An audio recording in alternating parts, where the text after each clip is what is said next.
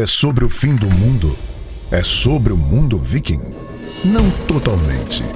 São conflitos, decisões, tragédias e resultados que têm habitado o nosso mundo penal e processo penal.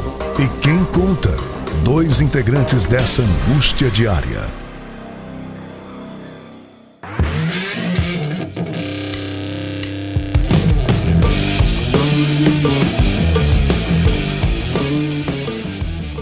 Olá, você escuta agora o podcast Processo Penal Ragnarok, o seu podcast do fim dos tempos. Meu nome é André Guache, estou aqui mais uma vez com o Américo BD.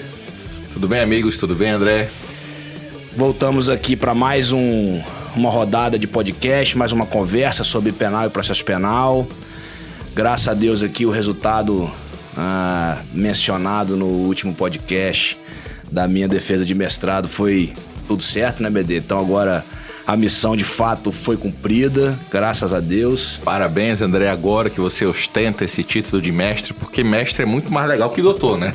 Mestre Yoda, mestre dos magos. Há muitos mestres, muito mais bonito o título do que o de doutor. Então você merece a camisa do Paysandu. Agora você faz jus agora ao manto sagrado. Vinheta aqui. Eu fui brincar com ele aquela vez, que eu ia merecer ganhar uma camisa do Paysandu. Eu vou gravar o podcast hoje, então, com a camisa do Paysandu. Agora eu vi, hein? Agora vai ser meu sim. segundo time de coração. Pronto. Está devidamente uniformizado. E não é uma camisa qualquer, é a camisa do Sírio ainda, com a proteção de Nossa Senhora, o manto de Nossa Senhora. Então aí... Bacana, hein? De torcedor mesmo, sem número. Isso. Aí, galera. Vou vestir. Tem que fazer a... Exatamente, agora sim. E o Paysandu aumenta a torcida, mostra o valor, assim, exato, mostrando todo o estilo. Bacana, hein? Bacana, hein? Dá pra sair com ela, hein? Muito bem, esse é o propósito. Valeu, BD, obrigado. Tamo junto. Vamos lá, devidamente uniformizado, vamos entrar em campo, então, né? Vamos aos avisos iniciais. Primeiro, relembrando nosso e-mail, processopenalragnarok@gmail.com, para dúvidas, para sugestões e para críticas também. E as nossas redes sociais, Guache _André, Twitter e Instagram, e Américo BD Júnior, Twitter e também Instagram. Nos sigam lá para acompanhar um pouquinho do nosso trabalho, né? Acompanhar e normalmente, como eu sempre digo, é onde a gente tem recebido hoje as maiores dúvidas, as maiores interações aí do nosso feedbacks. Podcast. E a gente vai ter uma novidade, eu tinha anunciado isso há um tempo atrás, mas agora de fato vai ser implementado. A gente vai também subir os áudios, né, do podcast no YouTube, né? Mais uma plataforma aí, a gente escuta no Spotify, no Deezer, no Google Podcast e no podcast da Apple. E agora vamos acrescentar também o YouTube. E quem sabe no futuro aí a gente não faz um podcast em vídeo, né, BD? Isso aí, de repente a gente pode também chegar nessa... Meu medo é assustar os ouvintes, mas... Que nada, a gente já tem nossa foto lá, né? É verdade. Então eles vão descobrir que a gente não é assim nessa foto. Né? É verdade. Que a gente fez só o primeiro podcast bonitinho, assim, de terno e gravata. Agora a gente vem... Isso é verdade. Igual 2 mulambos, né, BD? É isso aí, faz parte. Mas hoje eu tô de terno, né? Hoje não tô com a camisa do Paysandu. Hoje você tá de terno. Tá bom demais. Bom, pessoal, depois da gente ter feito os 3 episódios sobre garantismo penal, encerramos aí o 12º podcast, né? Entraríamos agora no 13º e conversando. A gente gosta de resolver as coisas meio no improviso mesmo. Essa semana, sobre o que poderíamos falar, né? E eu agradeço primeiro, né, mais uma vez, aliás, o feedback que nós tivemos aí com os 3 episódios de garantismo penal, uma galera muito boa elogiando, e assim, a gente fica muito feliz com essa repercussão. Professores de processo penal, assim, reconhecidos nacionalmente, até fora do Brasil, que que nos elogiaram, assim, a gente ficou muito feliz com isso. Agradecer a indicação do professor Madeira no Saindo da Caverna. Sim. Professor Madeira que fez um elogio a gente no podcast dele, Saindo da Caverna. A gente até já tinha indicado esse podcast que é maravilhoso também. Professor Flávio, professor Madeira, Saindo da Caverna. Professor Vladimir Aras também, que fez um elogio a gente no Twitter. Douglas Fischer. O Bruno Calabrese também, que está sempre divulgando, né? Falou sobre o episódio do Garantismo Penal. E se eu esqueci de alguém, mas muitos outros professores aí e ouvintes, né? Elogiando o podcast. Foi bem legal, assim. A gente se dedicou bastante para fazer esses três episódios aí do Garantismo Penal, que é um tema, ao mesmo tempo, instigante e polêmico, né, BD? Exato. Foi muito importante. E, evidentemente, estamos abertos a críticas, sugestões. Não é só elogio que a gente quer, não. A gente quer que vocês ouçam e possam participar dando sugestões de temas. Fiquem à vontade, tá? De uma dessas sugestões, acabou que a gente resolveu fazer um episódio para começar a discutir o pacote anticrime. Exatamente. Nós tivemos aí em 2019, né, uma alteração significativa, a Lei 13.964 de 2019, que foi conhecido como pacote anticrime ou lei anticrime, né, e que fez diversas alterações. Nós já fizemos menções a muitas alterações que essa lei fez no Código de Processo Penal, e não só no Código de Processo Penal, fez alterações também na Lei de Execução Penal, no próprio Código Penal, em outras leis esparsas, e a nossa intenção aqui hoje é falar sobre, e aí de uma forma genérica, né, o pacote anticrime, né, ou a reforma trazida pela Lei 13.964 de 2019, em especial dando uma ênfase aqui, digamos, ao jurisprudência em teses do Superior Tribunal de Justiça, que iniciou uma série de interpretações, né, divulgando várias interpretações da terceira seção, principalmente, acerca do pacote anticrime. Então a nossa ideia aqui é trazer até um ou dois episódios, eu acho que a gente gastaria para falar sobre essas alterações ou sobre essas decisões do Superior Tribunal de Justiça, trazendo uma questão um pouco mais prática aqui para o podcast, né, para a gente poder comentar. Eu acho que ajuda quem está na labuta diária, ajuda quem está estudando para concurso, ajuda quem está, né, estudando também na graduação, pós-graduação. Eu acho que a gente consegue fazer algumas considerações bacanas aqui, pode ajudar a gente, né, a estudar o tema e a quem estiver ouvindo também.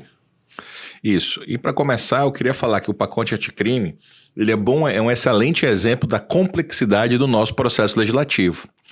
Eu até recomendo um livro foi a tese dela para ser professora titular, da Ana Paula Barcelos, O Devido Processo Legislativo, o Direito Fundamental à Informação e a Fundamentação do Devido Processo Legislativo, porque de fato você verifica o seguinte, o pacote, até pela nomenclatura, ele tinha uma ideia inicial de endurecimento da legislação criminal, penal e processual e execução penal. E na prática acabou que ele ficou bifronte, se for querer usar aquela linguagem antiga, quando tinha libelo, né, no processo do júri, ou no mínimo bipolar, né? Porque você vê medidas do pacote com uma intenção claramente de endurecer e outras medidas com sentido já de... Bem contraditório, né? Exato. Bom, vamos entender por que isso, né? Então, antes da gente começar a falar sobre as teses, especificamente do Superior Tribunal de Justiça, vamos entender o que aconteceu na aprovação da Lei 13.964 de 2019. O que aconteceu na época da tramitação dos projetos de lei, e a gente vai talvez compreender por que existem essas contradições assim evidentes, né? Nós tramitavam no Congresso Nacional 3 projetos, especificamente. Eu tenho eles anotados aqui, porque evidentemente minha memória também não é tão boa como a de BD. Mas nós tínhamos um projeto que era denominado Projeto Moro. Por que Moro? Porque o então ministro da Justiça, Sérgio Moro, né, que ocupava o cargo de ministro da Justiça, havia feito uma proposta de lei, né, encaminhada então pelo Poder Executivo à época, que era o PL 882 de 2019, em que ele intitulou efetivamente de pacote anticrime, né, que seriam medidas na visão do então ministro e daqueles que compartilhavam ali o seu entendimento de que haveria a necessidade no Brasil de um aumento, né, me fugiu a palavra, me ajuda aqui. De um... Endurecimento, muito obrigado. De um endurecimento, né, por assim dizer, da legislação penal, da legislação processual penal, para que houvesse o efetivo combate à criminalidade. Então, na época, o projeto Moro, vamos colocar assim, era focado na questão de corrupção, crime organizado, crimes praticados com grave violência à pessoa, onde foi o foco das alterações ali desse projeto Moro, né? O que restou aprovado, e aí, explicando, nós tínhamos o projeto Moro, o projeto Moraes, que foi denominado, e um terceiro projeto de lei do Senado Federal, o projeto de lei 8.045 de 2010, que é o projeto de novo Código de Processo Penal, que tramita ainda no Senado Federal. E que nós tivemos com o pacote anticrime uma mescla desses três projetos. Na questão do PL 882 de 2019, que foi o idealizado ali pelo então ministro Sérgio Moro, ficou aprovado o confisco alargado de bens, uma nova causa suspensiva de prescrição, execução provisória da pena, da sentença do júri, execução provisória, é isso mesmo, execução provisória da pena na sentença do júri acima de 15 anos, o policial disfarçado, um novo regramento para o regime fechado em estabelecimento de segurança máxima. Acho que essas foram as principais alterações. O projeto Moraes, que salvo o melhor juízo, foi o projeto do ministro Alexandre, foi o que mais virou de fato lei, e o Congresso Nacional passou a trabalhar ali em paralelo ali com essa proposta que foi iniciada em 2018, era o PL 10372 na Câmara dos Deputados e PL 6341 de 19 no Senado Federal. O que ficou aprovado desse projeto, que era então idealizado pelo ministro Alexandre de Moraes e uma equipe de juristas, né?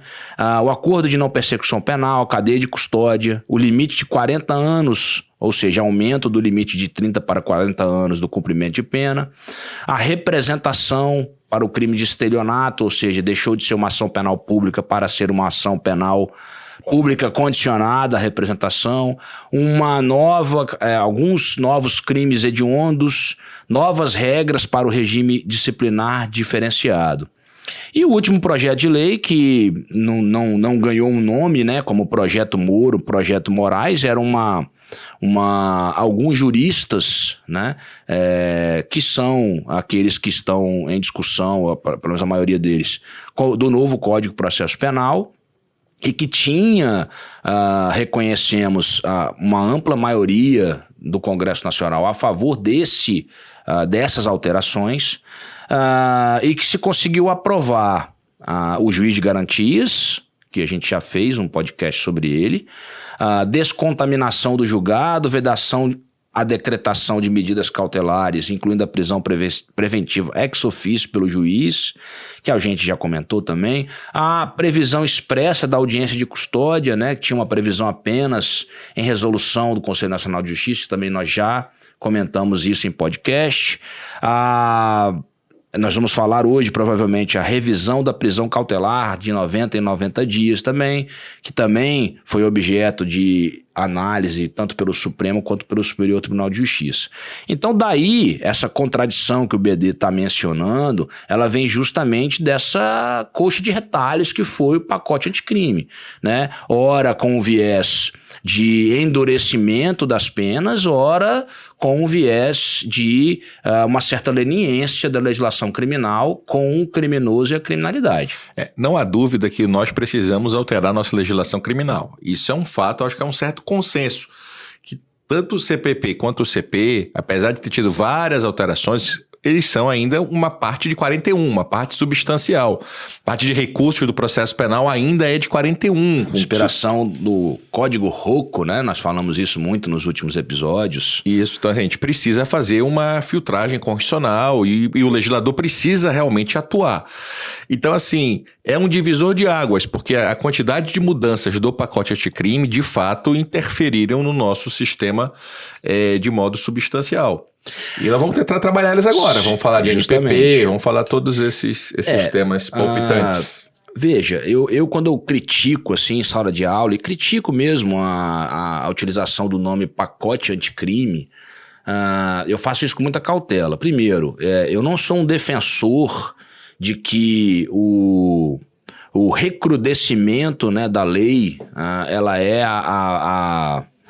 vamos dizer assim, a solução para a panaceia do direito penal brasileiro, né? Não tenho essa visão tão simplista, né, de que o fenômeno da criminalidade ele diminuiria com um aumento de pena, né, o recrudescimento. Eu, aliás, já fiz em mais de uma oportunidade aqui, defesa de que, olha, a crimes graves, penas graves, a crimes leves, penas leves, né? Eu acho que a gente sempre faz a defesa do equilíbrio aqui. E como o Beccaria já falava, a certeza da punição é muito mais eficaz do que dúvida. Eu prometer 50 anos que o cara sabe que não vai cumprir, que não vai ser preso, que vai ficar impune. A impunidade por si só é um incentivo também à prática de crimes. Eu também tenho essa visão. Então, assim, a gente faz sempre a meia-culpa. Olha, o Brasil prende errado porque nós temos uma quantidade enorme de prisões de crimes que não ensejariam prisão e, por outro lado, deixa de punir crimes graves e gravíssimos, crimes que têm, às vezes, vítimas a coletividade, o Estado, mas principalmente a coletividade, e muitas vezes crimes até com indivíduos como vítima que deixam de ser punidos devidamente. Então a gente vive essa contradição muito grande. Nós temos uma cifra oculta gigante, né? Só para lembrar, cifra oculta é o termo que é a diferença entre crimes que acontecem no mundo da vida e aqueles que são apurados de fato no sistema. E mesmo os que são apurados, ainda assim, homicídio é um exemplo assustador. Sim. Porque o homicídio chega até o sistema a informação, mas apenas, acho que a última estatística foi 20% são esclarecidos no nosso país com autoria e vão de fato a júri. Então você vê que é uma situação, assim, absurda. Então, assim, 2 erros não fazem um acerto. Sim. Então a gente precisa ter este cuidado quando fala do sistema penal, né?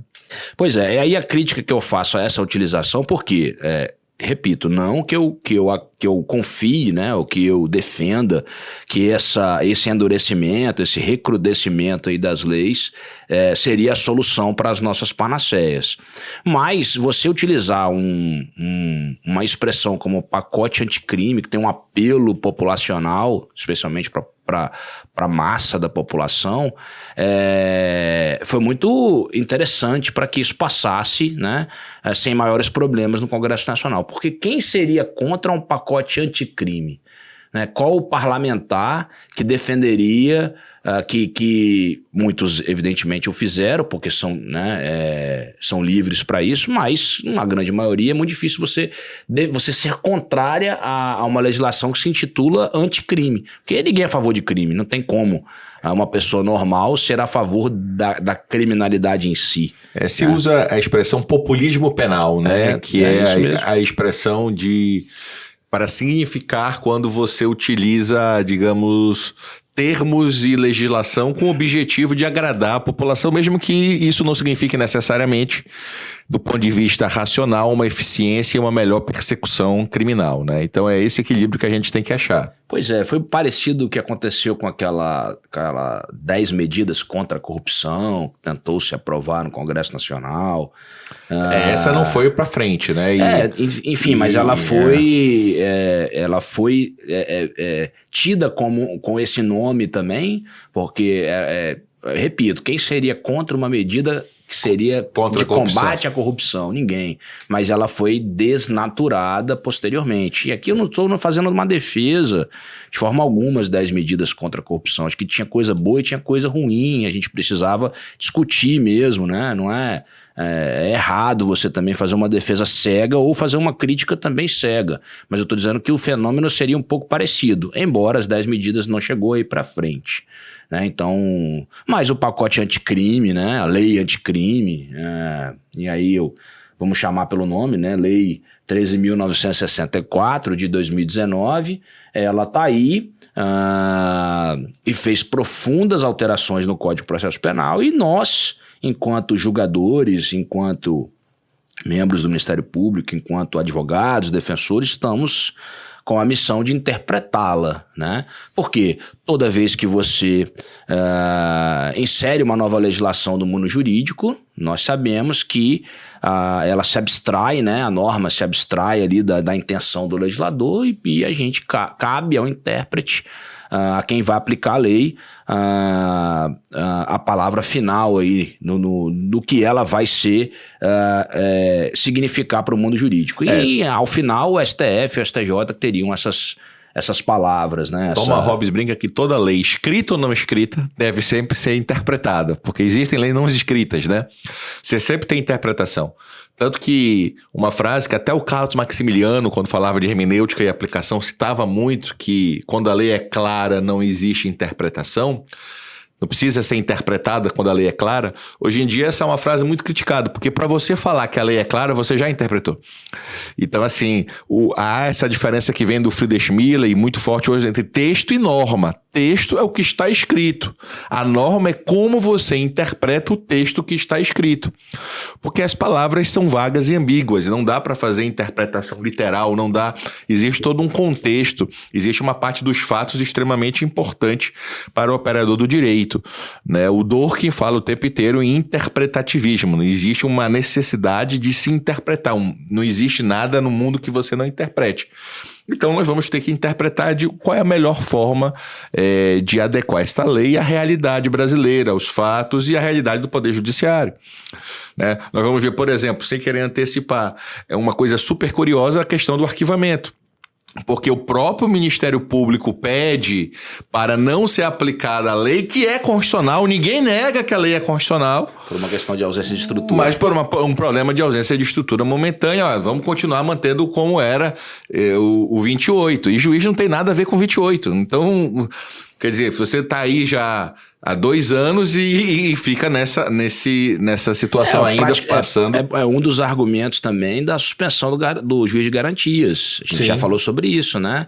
Uma das coisas, dentre vários argumentos que foram utilizados pelo ministro Fux, foi a ausência, ele usa essa expressão, né? Foi refundado o processo penal brasileiro com a instituição do juiz de garantias, e não seria razoável que ele entrasse em vigor no prazo que o pacote anticrime assim determinou. Porque essa é uma questão importante, André. Quando a gente fala em controle de constitucionalidade, mesmo nas ADINs, mesmo no controle concentrado, que antigamente se falava é só norma contra norma, é só matéria de direito, nós não podemos esquecer que no controle concentrado há um debate fático. Os fatos também têm relevância em controle concentrado. E temos vários casos, não só em penal. Quando você discute, por exemplo, se um medicamento que foi liberado ou um alimento transgênico, e você entra com uma ação contra essa liberação. A discussão é se esse alimento transgênico faz bem ou mal à saúde. Ora, isso é um problema de fato, não é um problema de direito. Você vai ter que fazer, por isso que a Lei 9868, que é a lei que regula a ADIM, fala em perícias, em ADIM. Você pode, dentro do controle concentrado, discutir matéria fática, e os fatos interferem não só na decisão, quanto inclusive nos efeitos dela. O Supremo tem precedentes sobre o 27 da 9868, que alguns chamam de manipulação dos efeitos. Sim. Ou efeitos prospectivos, né? Isso, a possibilidade de concórdio qualificado de 2/3, ou seja, 8 ministros por relevante interesse social ou segurança jurídica, o Supremo dar outro efeito que não seja o ex-tunc. Pode ser ex-nunc, pode ser daqui a um ano, pode ser quando acabar a pandemia. Uma situação fática interfere em como você interpreta as normas jurídicas. Por isso que você não pode congelar também uma única interpretação. Não dá para eu dizer, a interpretação dessa lei será sempre assim. Esse cuidado que a gente precisa ter quando se trabalha com um tema tão importante que é a interpretação. Com certeza. Bom, antes ainda de entrar especificamente no jurisprudência em teses aqui do Superior Tribunal de Justiça, vamos explicar primeiro o que é o jurisprudência em teses, né, BD? Porque de repente alguém aqui nunca possa não ter ouvido falar. O Jurisprudência em Tese é uma série, né, criada pelo Superior Tribunal de Justiça que visa reunir, não em súmulas, mas em teses, né, por isso que ele fala em jurisprudência em teses, não segue o mesmo procedimento das súmulas do Superior Tribunal de Justiça. Súmula é aquela reunião de um entendimento, né, numa frase ou num enunciado. O jurisprudência em tese significa justamente quando a terceira sessão ele unifica o entendimento da quinta e sexta turma do STJ, que são as duas turmas de direito penal e processo penal, e esses entendimentos que não são sumulados, mas que são emanados da terceira sessão, eles são reunidos nessas publicações chamadas jurisprudência em teses. Tem diversos gêneros, né? Processo civil, penal, processo penal. Essa especificamente é a de número 184 do Superior Tribunal de Justiça, e ela é intitulada justamente o pacote anticrime e né, do pacote anticrime, né? Ou seja, da alteração que a lei introduzida, né, da 13.964 de 2019 criou na legislação penal processual penal brasileira. Então, são várias teses. A nossa intenção aqui é comentar tanto a edição número 184 quanto a edição número 185 do STJ foi especificamente sobre o pacote anticrime. E aqui, uma das primeiras observações que eu acho importante de fazer é que toda legislação penal, toda legislação em geral, mas especialmente legislação penal, que entra em vigor, nós temos a primeira, uma necessidade de observar dois princípios que são importantes, ou um dos mais importantes do direito penal. Primeiro, princípio da legalidade. Segundo, princípio da anterioridade. Princípio da legalidade: qualquer crime que eventualmente tenha sido criado por essa legislação, ele só vai valer a partir da data da publicação daquela legislação, da entrada em vigor daquela legislação. E quando a gente fala em anterioridade, significa, olha, qualquer alteração que seja prejudicial ao réu, ela só vai ser aplicada a fatos criminosos que aconteceram após a sua entrada em vigor. E se por acaso qualquer alteração na legislação penal que seja favorável, ou seja, que seja benéfica ao réu, ela vai retroagir a fatos anteriores. Perfeito. A penal é assim. A processual penal, em tese, o artigo 2º fala que a lei entra em vigor imediatamente. Imediatamente, mas se for aquela norma de caráter híbrido que nós chamamos, né? Ou seja, se ela tiver características penais e processuais penais, ela também vai observar o princípio da anterioridade com essas características que eu mencionei aqui antes. Você sabe que é um debate profundo, né? Até se o artigo 2º do Código, se essa ideia de que a lei penal processual deve ser aplicada imediatamente, se ela está correta ou não. A processo puro. Porque a lei processual, a lógica que ele fala é o seguinte: olha, a lei processual, ela é indiferente, ela não atinge diretamente o réu, são regras do Estado, técnicas para o Estado atuar, então ela pode ser aplicada imediatamente. Só que o Américo Taipa Carvalho, que é um professor português, tem uma discussão em um livro bem interessante discutindo isso. Que às vezes, mesmo leis puramente processuais podem agravar a situação do réu. E essa lei puramente processual, então, você talvez tivesse que ter um debate. Se ela, por exemplo, já mais antigo, a lei que acaba com o recurso de protesto por novo júri. Sim. Essa é uma lei que acabou com o direito a um recurso que o réu tinha e foi aplicada imediatamente, não importa se na época do fato ele tinha ou não. Discussão também com 366, né? Que é a norma de prescrição. Exato. Ou seja, é uma característica de penal, ou seja, a suspensão do processo e do prazo prescricional com alteração do 366. Porque um debate que se fazia, André, que eu acho interessante, é quando eu falo em juiz natural, que a gente fala assim, quando fala na ideia de juiz natural, não é possível um tribunal ex post fato, né? Eu não posso escolher depois o tribunal, mas eu posso escolher a regra que o juiz vai aplicar. Se o juiz vai simplesmente seguir um procedimento, uma regra pré-estabelecida, quando eu digo assim, mesmo normas processuais se aplicam daqui para frente, você tem todo um debate, todo um problema de se essa é a melhor solução. Ou se devia ser como um direito previdenciário, que a lei vigente é da época do benefício. Então, dane-se, se tem 50 alterações legislativas, o juiz previdenciário tem que ver em cada momento qual era a lei vigente na época que ele preenche lá os requisitos. Será que em penal isso também não deveria acontecer? Então, ser um debate para o futuro. Hoje, há um consenso na nossa doutrina e na nossa legislação de que se aplique imediatamente. Mas se é a melhor solução ou não, é um bom debate. Sim, com certeza. Bom, vamos então ao primeiro, né, BD? A primeira tese fixada na edição 184, ela é... As primeiras, se eu não me engano, se não me falha a memória, as duas primeiras, pelo menos, fazem menção a alterações na lei de execução penal.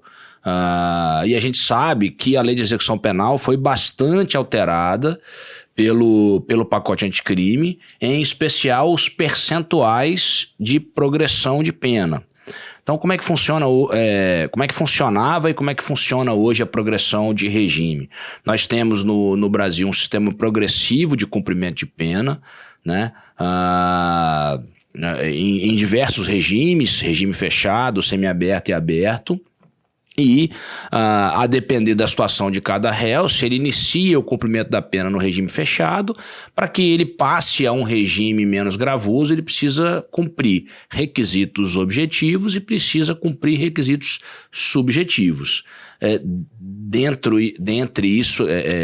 dessa fala que eu acabei de falar, uma imensidão de problemas, né, de situações, de circunstâncias que efetivamente vão influenciar na aplicação da pena desse cidadão. Lembrando, André, que esse sistema de progressão ou regressão, porque ele pode regredir, não é só progredir, ele atende ao comando constitucional da individualização da pena. Perfeito. É sempre lembrado que a individualização da pena ocorre em 3 momentos. Primeiro, quando o legislador fixa em abstrato pena mínima e pena máxima.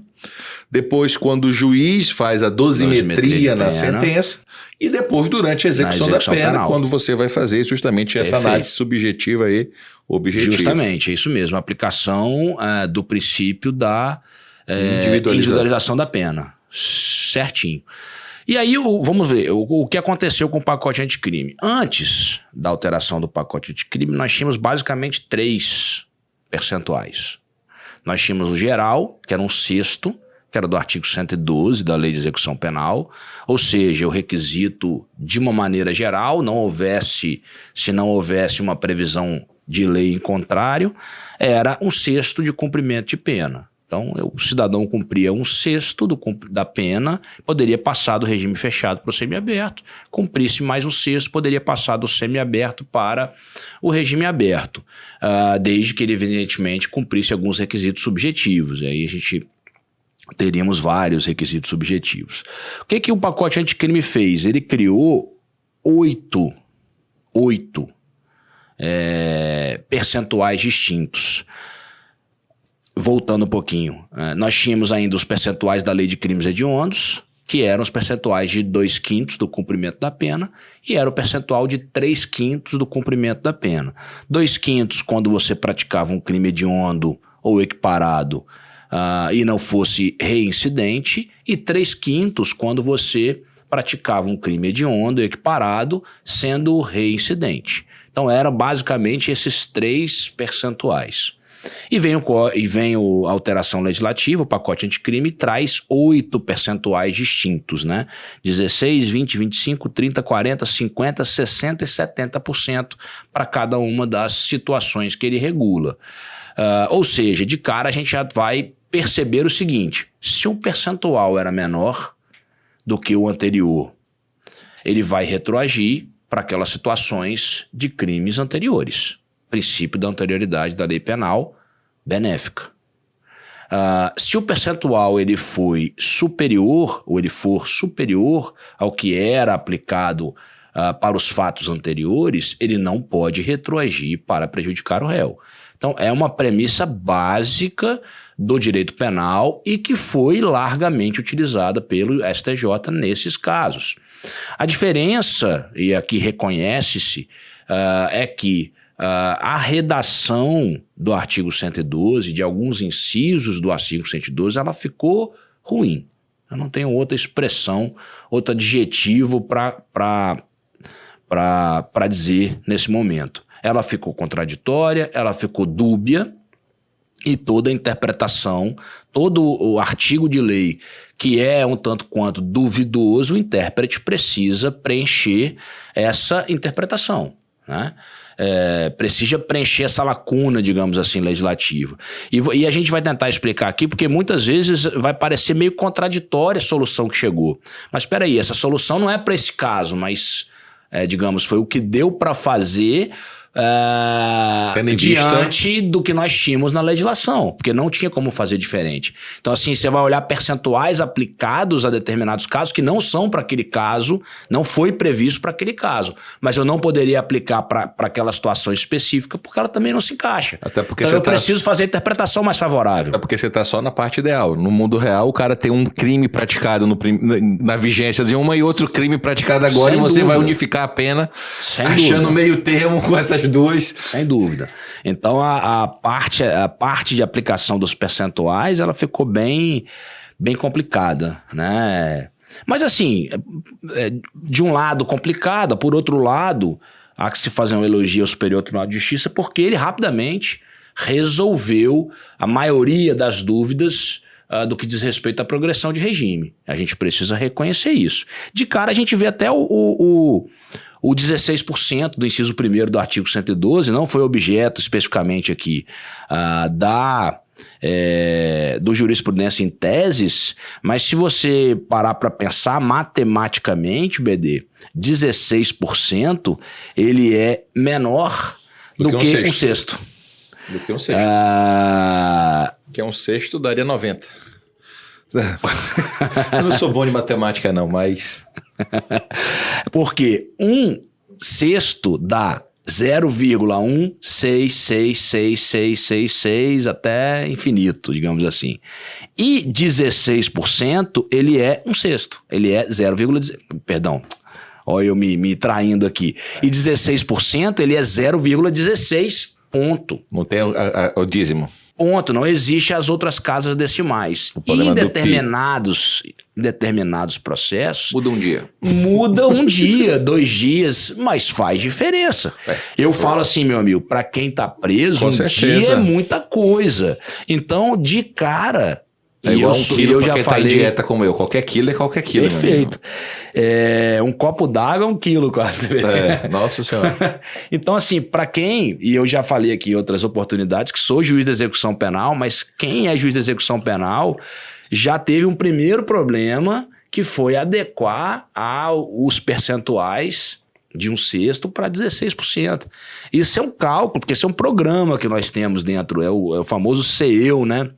Da execução penal. Então, assim, só para falar, só para mencionar, joga de cara. O inciso 1º, ele tira Acabou a sendo mais expressão benéfico. um sexto e 16%, ele é mais benéfico. E nós temos que aplicar. Não importa que seja um dia, meio dia. Claro. Meio dia não vai ser, mas se tiver diferença de 1 dia, 2 dias, dependendo da situação, ela é mais benéfica e a alteração tem que retroagir. Então, o inciso 1º de cara, a gente fala que retroage para os crimes cometidos anteriormente. Em virtude de ser uma lei que traz um benefício ao réu, né? E isso aconteceu em outros incisos também. A primeira tese que o Superior Tribunal de Justiça traz, BD, então, é justamente no que diz respeito ao inciso 5 do artigo 112 da Lei de Execução Penal.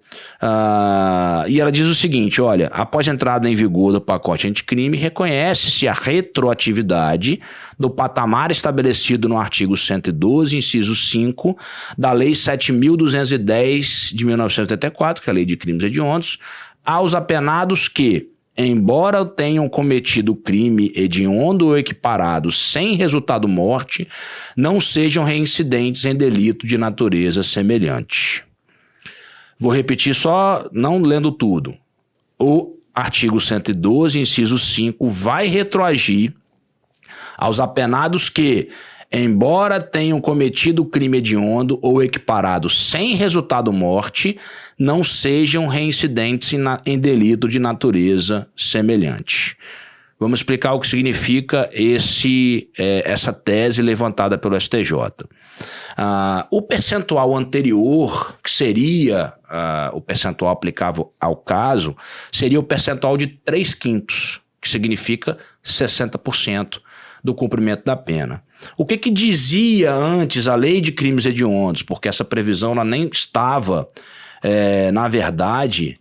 A lei de execução penal. Na lei de execução penal. Essa era uma previsão da lei de crimes hediondos, que nós estamos tratando aqui justamente de crimes hediondos. Dizia a lei de crimes hediondos lá no parágrafo 2º do artigo 2º, que a progressão de regime nos casos dos condenados dos crimes desta lei, ou seja, da lei de crimes hediondos, dar-se-á após o cumprimento de 2/5 da pena, se o agente for primário, e de 3/5 se reincidente, certo?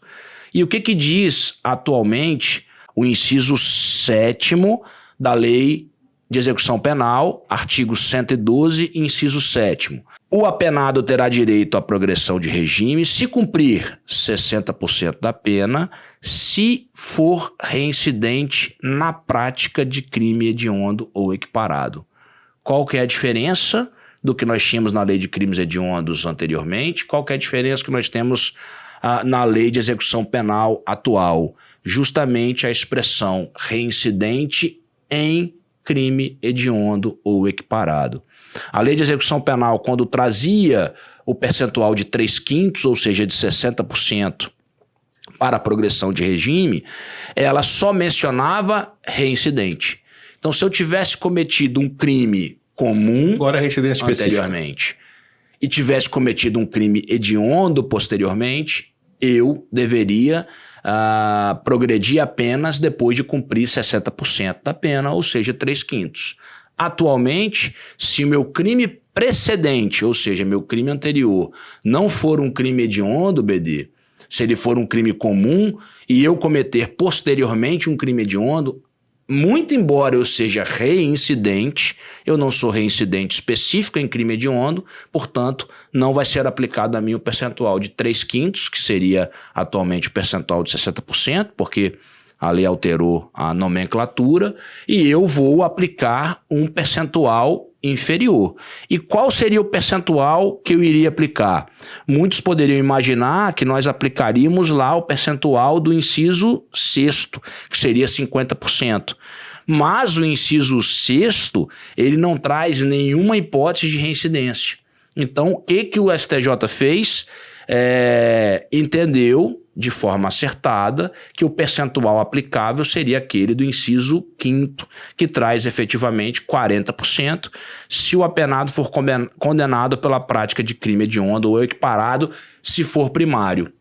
Essa é a confusão que pode ser trazida, porque o dispositivo do inciso 5º fala que será aplicado os 40% se praticar um crime hediondo ou equiparado sendo primário, mas nós estaríamos aplicando o percentual de 40% para alguém que foi condenado a um delito reincidente. Agora, não tinha outra alternativa para você fazer. Sim. Não tinha outra alternativa para você fazer. Mais benéfico, E fica mais benéfico para o acusado. Fica mais benéfico para o acusado. Bom, então, para que fique compreendido, né? Justamente em razão da necessidade de retroação da lei penal benéfica, esse dispositivo foi, do inciso 5º, foi aplicado a situações de reincidência, ainda que ela fale expressamente sobre primário.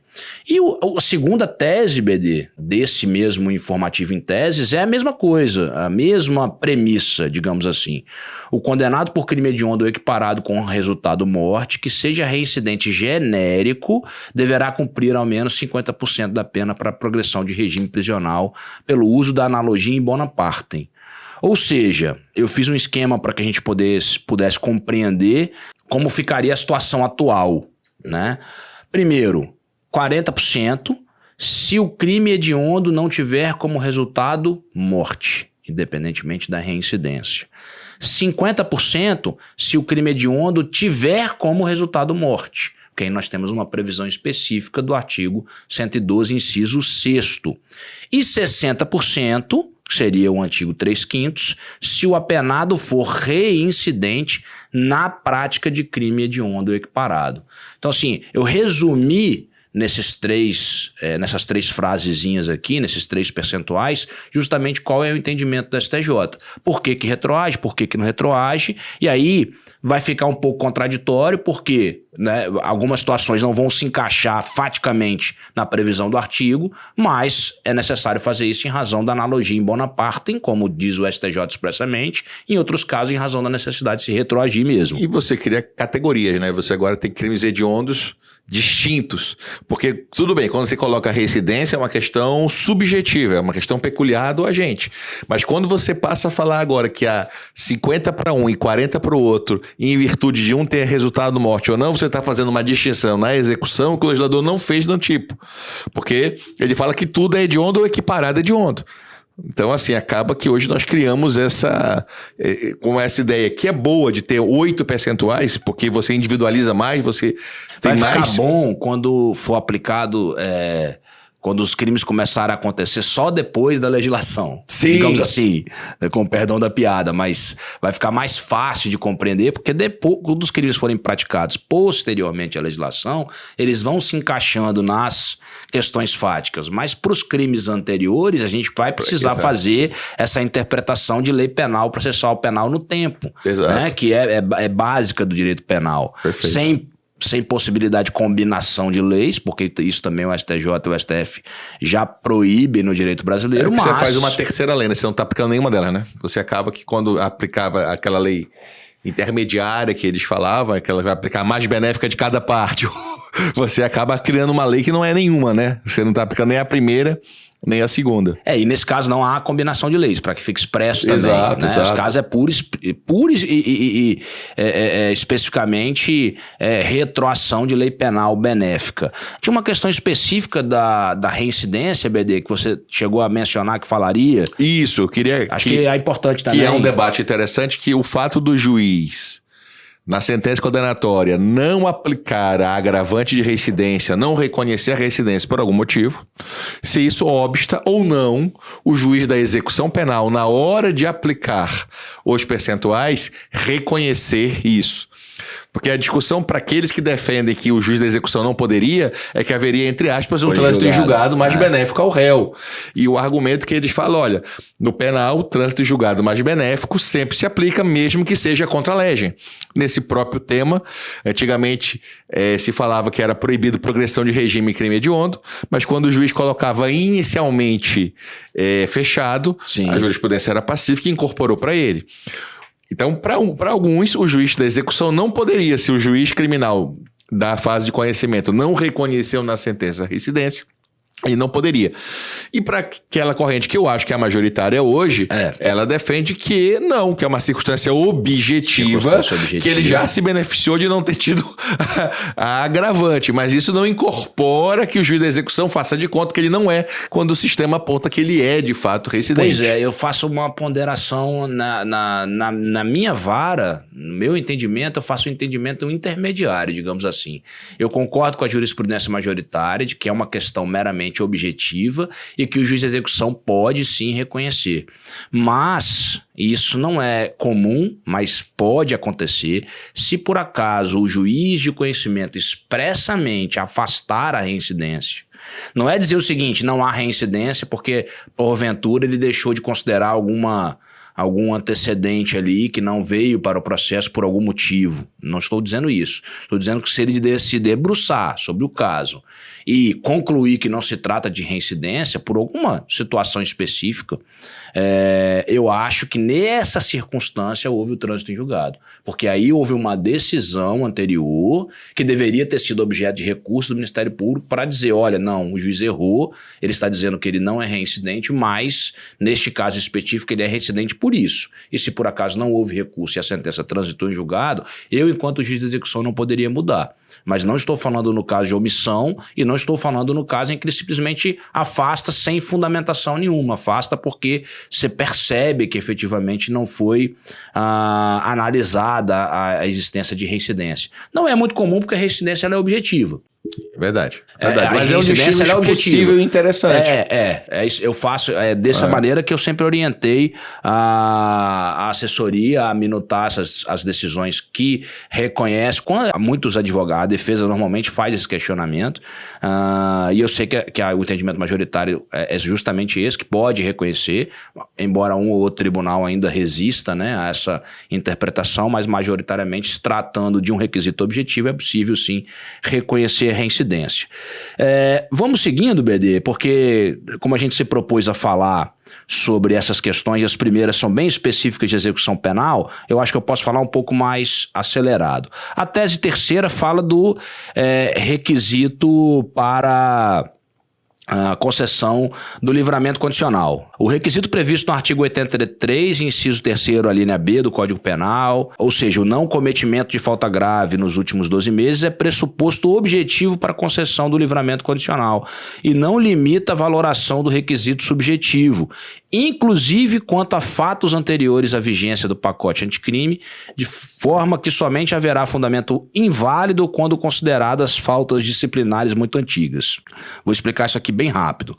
Para você conceder o livramento condicional, você tem requisitos objetivos e requisitos subjetivos, bem parecido com a progressão de regime. O que essa tese mencionou? Como houve uma alteração específica dizendo que o cometimento de falta grave nos últimos 12 meses obsta a concessão de livramento condicional, muitos passaram a defender que não era necessário mais outros requisitos subjetivos, que bastaria ele não cometer uma falta grave nos últimos 12 meses. E o STJ acertadamente disse não.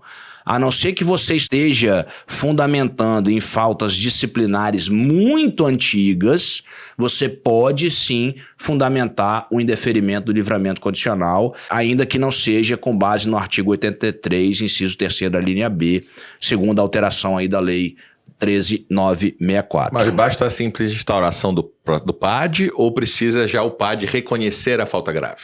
É necessário que o juiz homologue a falta grave, né? Na questão de julgamento de falta grave, havendo PAD, porque há algumas situações que você não precisa de PAD, ele passa pela administração penitenciária, que aplica ali a penalidade, seja ela média, falta ou grave, né? E as faltas graves vão para o juiz homologar ou não. O juiz homologando, aquela falta grave entra na ficha, digamos assim, do apenado, e ele passa a ter que cumprir os requisitos para a obtenção da boa conduta, né? Então, nessa circunstância, até porque quando você aplica falta grave, por exemplo, você tem um recálculo do marco temporal para obtenção de novos benefícios, progressão de regime, enfim. Então você tem a necessidade de homologação judicial, né? Hoje em dia tem uma discussão interessante que o Supremo decidiu há pouco tempo também, acerca de falta grave na execução penal, e reafirmou uma tese antiga de que não é necessário, por exemplo, quando a falta grave se constituir em um novo crime praticado no decorrer da execução penal, que haja o trânsito em julgado. Uma condenação. Ele dispensa o contraditório na execução penal se houver uma sentença condenatória, porque já houve a análise efetivamente contraditória no processo. Então é bem interessante também essa jurisprudência do Supremo Tribunal Federal, que é aliada a uma do STJ também. E por fim aqui desse episódio de hoje, pessoal, a tese 4, que foi fixada aí no informativo em teses número 184, vai falar sobre a permanência do custodiado em presídio federal. Você já foi juiz de presídio federal, BD? Não, porque a segunda região, eu sou juiz na segunda região, ela não tem presídio federal. Das 5 é a única região que não tem presídio federal. Então, nunca atuei nessa área. Se eu não estou enganado, o ex-ministro da Justiça, o Sérgio Moro, foi juiz... não sei se é corregedor de presídios, que vocês chamam também na Justiça Federal. Eu te falo porque quando eu era juiz em Maceió, a gente encaminhou, e eu fui juiz de execução penal também em Maceió, e fui juiz de uma vara lá que chama Vara de Combate ao Crime Organizado. Acho que eu já mencionei isso aqui para vocês outras vezes, né? E a gente encaminhou alguns presos, que eram situações muito, muito preocupantes lá, para presídio federal. Acho que eu me lembro dessa... O pacote de crime fez umas alterações substanciais sobre o nosso sistema penitenciário federal, né? E aí já um aviso, principalmente aos candidatos, presídio federal não é para presos federais. Não há essa relação de que um preso da Justiça Federal Cometeu um crime federal, vai né? para presídio federal. E aí vai funcionar o contrário da súmula 192 do STJ, né? Que a 192 entende que se está em presídio estadual, não importa quem condenou. Todas as discussões da execução da pena é com a Justiça Estadual. Na hora que ele entra no presídio federal, todas essas discussões serão decididas pela Justiça Federal. Normalmente se trabalha com a ideia de um colegiado. São 5 presídios federais, como eu falei anteriormente, ainda hoje. Catanduvas, Mossoró. Tem mais 3, são 5. Agora também fugiu o nome de onde são os 5, mas são só 5 atualmente. Que aplicam, todos eles aplicam o RDD. Todos eles atuam no regime disciplinar diferenciado, que o Supremo já disse que é constitucional. Sim. Pode ser aplicado desde a fase de investigação, né? Então, esse incidente para encaminhar o cidadão para um presídio federal, ele também foi objeto de alteração do pacote anticrime. E antes, o que acontecia? O limite temporal para que um preso ficasse num presídio federal era de 360 dias. O pacote anticrime aumentou esse prazo para 3 anos. E aí passou-se a defender a tese de que não poderia mais ocorrer prorrogações. Porque antes da alteração legislativa era 360 dias prorrogáveis, até mesmo indefinidamente. Não há um limite específico para prorrogações, desde que haja uma decisão efetivamente fundamentada, né? Desde que permaneçam os requisitos da necessidade de manutenção daquele preso em presídio federal. E esse prazo passou para 3 anos e tentou-se emplacar essa tese de que não poderiam mais prorrogar. E o STJ vem e fala, não, olha, o prazo de 360 dias que foi alterado para 3 anos não alterou o dispositivo da lei 11.671 de 2008, que não prevê limite temporal para renovação de permanência de preso em estabelecimento penal federal de segurança máxima. Ou seja, para ficar muito claro, pode ficar no limite de 3 anos, prorrogáveis, sem uma definição específica, e aí, claro, por imperativo constitucional, havendo necessidade de fundamentação aí, para essa decisão. Eu li em algum lugar, não estou lembrando agora, que a Defensoria Pública estava questionando na Corte Interamericana que eles proíbem a solitária, né? Proíbe a ideia de colocar um preso numa solitária. E queria aplicar esse raciocínio para o RDD. Mas o RDD não é propriamente uma solitária, porque apesar de você tomar banho de sol sozinho, apesar de ter todas aquelas restrições, no RDD você continua tendo visitas semanais. Você tem a possibilidade de visitas semanais. E não só do seu advogado, como mesmo de familiares. É claro que é mais restrito, é mais controlado pelas circunstâncias. É uma situação, primeiro, não é definitiva, ela é temporária, o RDD. Ela é para uma situação que deve, né, antever uma decisão judicial fundamentada e com requisitos bem estabelecidos, né? E são situações que, de fato, justifiquem a manutenção do cidadão em regime disciplinar diferenciado. É algo polêmico, mas eu não vejo nenhum tipo de inconstitucionalidade e nem mesmo infração não vejo relação com essa tese que a Defensoria Pública, e aí respeitosamente, né, tenta emplacar do que diz respeito à proibição de solitária. E interessante que começou em São Paulo, porque a gente tem que lembrar que direito penitenciário, estados têm legitimidade para legislar. Matéria penal, só a União pode legislar, mas matéria de direito penitenciário... Então, se entendeu que isso aqui, regime penitenciário, é direito penitenciário, portanto, os estados poderiam ter regramentos, regimes próprios, né? O que a gente tem que ter cuidado, que sempre uma vez o brasileiro passou esse, digamos assim, esse mico mesmo na Itália, que se usa aquela expressão, é um presídio de segurança máxima. Se você fala que tem um de segurança máxima, é porque tem um de segurança média e um de segurança mínima, né? Quer dizer, você não tem sentido falar presídio de segurança máxima. Na minha cidade nós temos o média. Segurança média. Pois é, então assim, a nomenclatura eu acho ela bem assim, quer dizer... É estranho, mas o que eles querem talvez dizer é que é um presídio que tem normas de segurança menos... Não normas de segurança, mas um pouco mais de liberdade. Talvez não só o MacGyver pra fugir. Ele não tem que ser o cara muito. É por isso que determinados presos não podem ficar em presídios de segurança média. Aqui nós temos no Espírito Santo também essa... Lá em Colatina a gente chama de média. Onde é que o cidadão tá? Não é no fechado, é no média.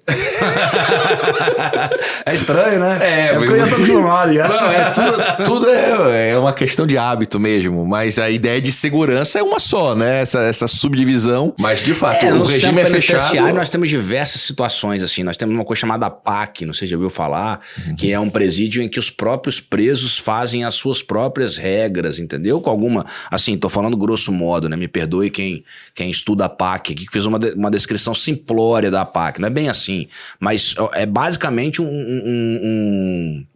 uma questão de autoconfiança do preso mesmo, né? De permitir que... Então, assim, quem abre a cela é o preso, quem é que estabelece algumas... Tem uma organização por trás disso, mas evidentemente, só preso também, bem selecionado para poder... Né, entrar na PAC. Quem entrou na PAC foi o Bruno, o goleiro Bruno. Para ficar mais leve o podcast, até porque esse tema, toda vez que coloca cálculo por direito, sempre já é um Pois peso, né? Eu tava comentando problema. aqui com o BD em determinado momento, esse podcast hoje foi mais travado. Foi mais assim, porque meio... é mais técnico, né? Então zaga da Itália, foi um catenaccio, foi um negócio meio difícil de romper.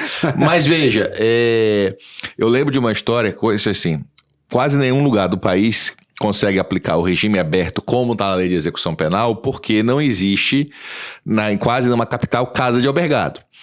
Mas há 20 anos atrás, quando eu era promotor no Maranhão, São Luís tinha casa de albergado. E a casa de albergado, ela tinha a regra expressa que ela não deve ter grades. Até porque o cara tem que ter muita vontade. Ele já passa no regime aberto o dia fora. Se ele quiser fugir, ele vai fugir durante o dia. E não precisa se esperar à noite. Mas a casa de albergado, por essas coisas do Brasil, foi assaltada 2 vezes. Então, os caras que estavam dormindo na casa de albergado pediram para colocar grade, não pelo risco de fugir, mas para garantir a segurança da casa de albergado. Então, assim, essas coisas do Brasil são coisas que você não... É inimaginável, né? Uma coisa que não tem...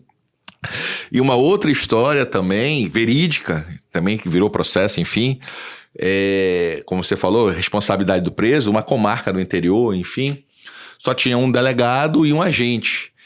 E 2 presos ainda lá na delegacia. E aí o delegado precisou sair numa missão e deixou um dos presos cuidando da delegacia. E a pessoa chegou até lá, eu não posso, é porque eu sou preso. Ah, mas tá tendo um crime ali. O preso foi lá e prendeu em flagrante na rua. A outra, eu digo assim, essas histórias do Brasil, que são muito maiores. Eu digo assim, a minha imaginação não é tão criativa. Eu queria ter a criatividade do mundo da vida. Essas histórias do nosso sistema penitenciário, da nossa realidade. É por isso que às vezes eu falo, pessoal, São Paulo... Brasília, não é a realidade do judiciário brasileiro. Sim. Quem trabalha em São Paulo capital, que está acostumado com o nível de situação do judiciário também é diferente. Eu trabalhei no sertão de Alagoas. O judiciário lá é muito bem estruturado, assim. Mas as cidades nem tanto. As polícias, muito menos. Então a gente tinha situações assim... Não é também atropelar direitos humanos, né? Atropelar direitos por conta da realidade local, mas o Brasil é um continente, né? É a complexidade de se adequar e fazer uma legislação que reconheça a peculiaridade do caso concreto, né? A justiça do trabalho, o direito do trabalho tem um nome muito interessante, o princípio da primazia. A primazia da realidade é o princípio que prevalece sobre qualquer norma, mesmo a Constituição. Então a gente precisa, às vezes, no penal ter esse cuidado, às vezes. É difícil você falar certas coisas, mas assim, as realidades são muito heterogêneas. Então a ideia é boa para um contexto, mas nós temos que ver se esse contexto é adequado nos demais casos do nosso país. Vamos encerrar então, BD? Vamos. Bom, pessoal, a gente encerra esse podcast aí, um podcast um pouco mais técnico, né? A gente se valendo mais aí da jurisprudência do STJ, e no próximo a gente vai dar prosseguimento aqui a análise do jurisprudência em teses do STJ, porque a gente considera importante aqui para que os ouvintes tenham essa percepção de como é que o STJ está analisando o pacote anticrime, ok? Esse foi o episódio 13, episódio Zagallo. Eu sempre digo, né? O Zagallo foi um ícone para a seleção brasileira, então é importante o episódio 13. E agradecer a todos de novo, saudações bicolores. Um abraço, pessoal. Valeu. Produção de podcast Fervo Digital.